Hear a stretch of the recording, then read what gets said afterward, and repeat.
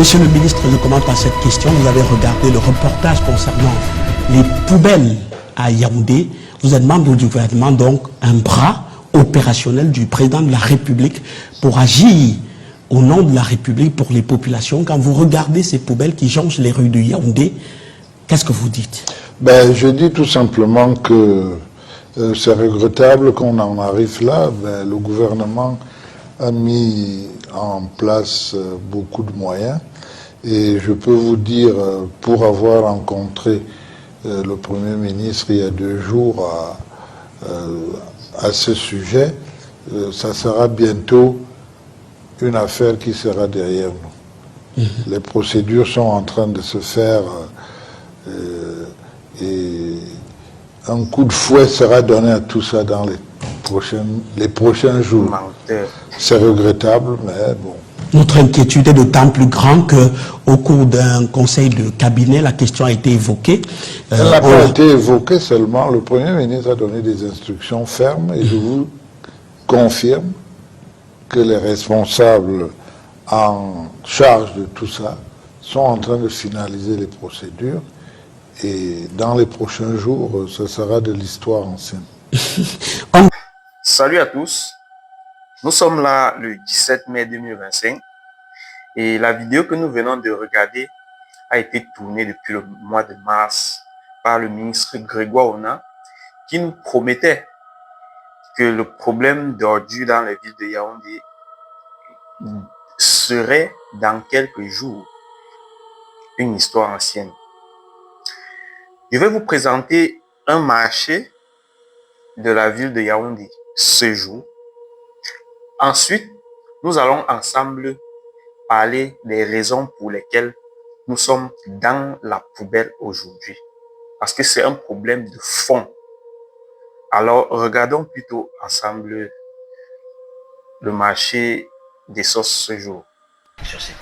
Un dépotoir d'ordures au milieu de plusieurs boutiques et étals au marché Essos à Yaoundé. Les commerçants en ont marre.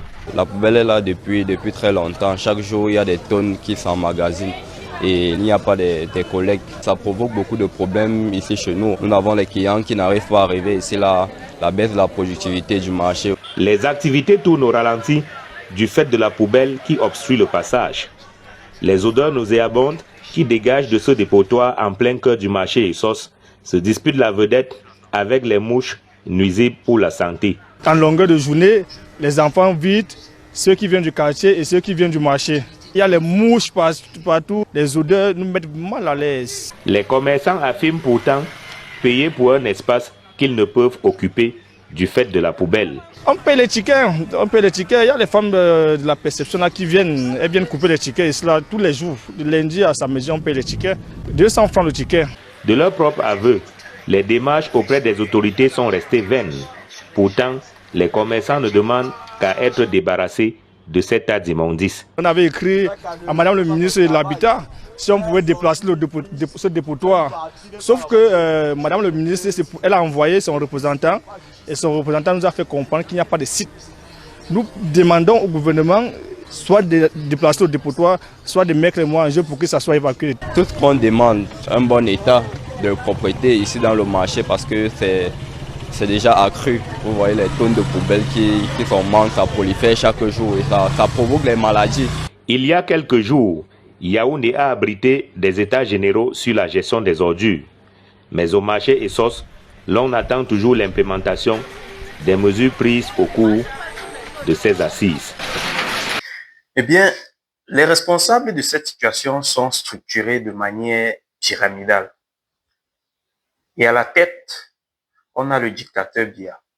Il est le principal responsable de ce que nous vivons dans nos marchés de Yaoundé, de Douala et de plusieurs villes, comme vous pouvez constater sur les réseaux sociaux. Donc, à la tête, on a M. Biya.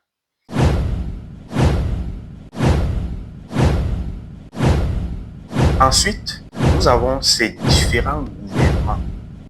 Parce que chaque membre du gouvernement a sa responsabilité dans les poubelles qui jonchent les rues de nos villes.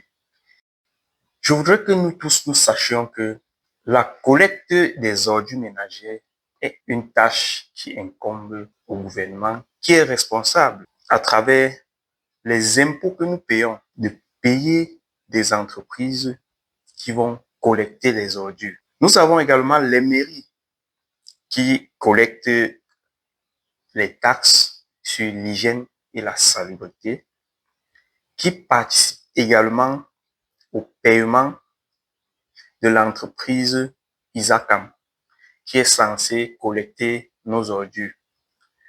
Nous devons tous savoir que il existe une convention entre Isacam et le gouvernement qui stipule que les collectivités territoriales décentralisées, c'est-à-dire les mairies, payent 15% de l'enveloppe, pendant que l'État ou le gouvernement, dont le trésor public, paye 85% de cette facture-là. D'où vient cet argent? L'argent vient des impôts que nous payons. Vous et moi achetons chez le boutiquier qui paye la taxe sur l'hygiène et salubrité. Les importateurs avant payaient jusqu'à 0,5% d'impôt sur la collecte des ordures ménagères. Et en 2020, cette taxe est passée à 1% de la valeur imposable. Malgré tous ces efforts, en 2023, le gouvernement s'est rendu compte qu'il n'avait pas pu collecter assez pour éponger sa dette auprès de l'entreprise Isacam. Alors que pendant ce temps, notre cher ministre des Finances prenait plusieurs milliards et donnait à ses amis. Voilà l'une des raisons pour lesquelles nous sommes dans cette situation. Une raison que le gouvernement de Paul Biya nous a avancée, c'est que la population urbaine s'agrandit.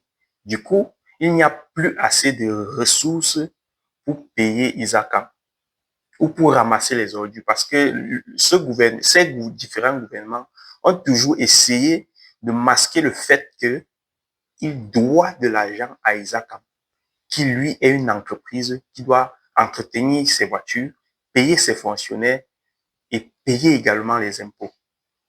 Donc l'entreprise, le gouvernement s'est rendu compte qu'il ne pouvait pas payer Isacam parce que la population urbaine s'agrandit ou parce que la population de manière générale s'agrandit.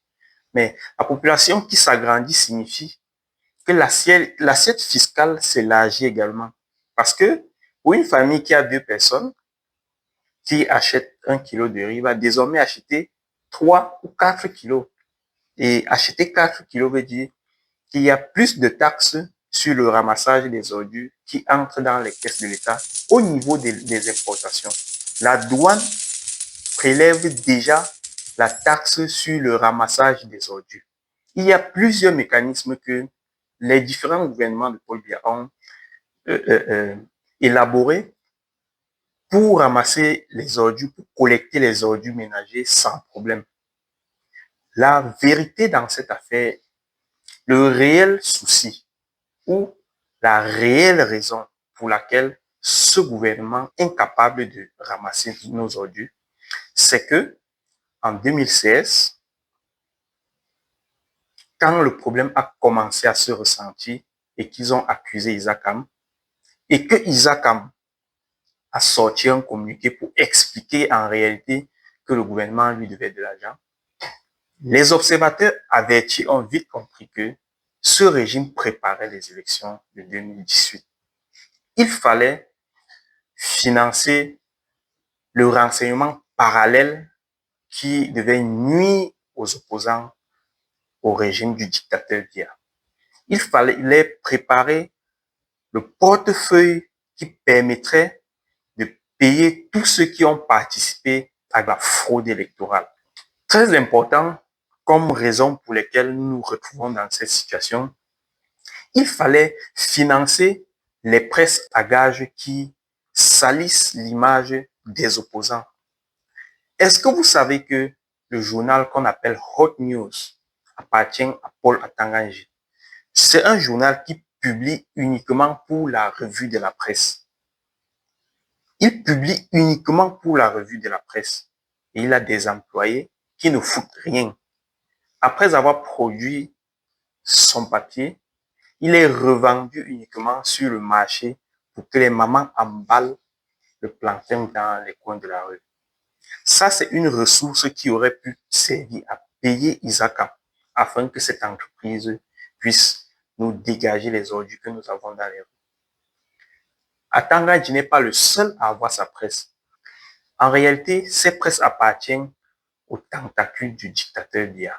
N'oublions pas que le ministre des Finances a pendant plusieurs années financé un entrepreneur à hauteur de plusieurs milliards qui malheureusement a eu des problèmes avec les impôts.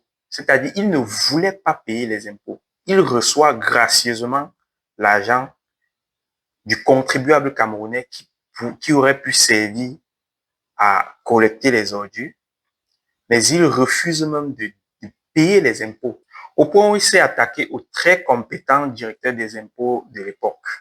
Tous ces gangsters qui servent le régime de Paul Biya sont à l'origine des ordures qui jonchent nos rues. Tant que vous n'aurez pas compris cela, vous continuerez à croire que c'est nous, le peuple, le problème. Le réel problème à cette situation, c'est Paul Biya et ses acolytes. J'ai failli oublier un responsable direct de ces poubelles qui jonchent nos rues. Ketia Koutès. Ketia Koutès est le ministre de l'urbanisme. Elle aurait pu se battre, elle aurait pu faire quelque chose en l'honneur de son père. Mais où est-elle passée? Elle est cachée dans les petits coins pour préparer la fraude électorale. C'est sa spécialité. Tous préparent la fraude électorale. Ils s'en foutent des ordures ménagers qui donnent les maladies à nos pauvres populations. N'oubliez pas cela. Donc, en résumé, si vous voulez savoir qui sont les responsables des poubelles qui jonchent nos rues, prenez un miroir, mettez-le devant vous en faisant une introspection. Si à un moment, vous avez posé un acte visant à favoriser le RDPC, alors sachez que vous êtes une petite main de la dictature qui entasse ses ordures dans les rues. J'espère que nous nous comprenons bien. Si vous avez participé d'une manière ou d'une autre à favoriser le RDPC, que ce soit dans le vol des élections, que ce soit dans la corruption, sachez que vous avez participé à ce que nos populations souffrent de ces poubelles. Et donc, n'oubliez pas que le véritable responsable de cette situation, c'est le dictateur Paul Biya. Il est très important de retenir qu'il est un dictateur. Alors, si vous voulez que la situation change, chers Camerounais, n'oubliez pas, nous n'avons plus assez de temps. Prenez votre carte d'électeur. Inscrivez-vous sur les listes électorales. Très important. En octobre de cette année, rendez-vous aux urnes pour faire valoir votre droit de vote. Ensuite, surveillez afin qu'il n'y ait pas de fraude ce jour-là. Le plus important, c'est que nous tous, nous allons défendre la vérité des urnes. Car en octobre de cette année, le peuple gagnera sur la dictature de Paul Biya. Merci.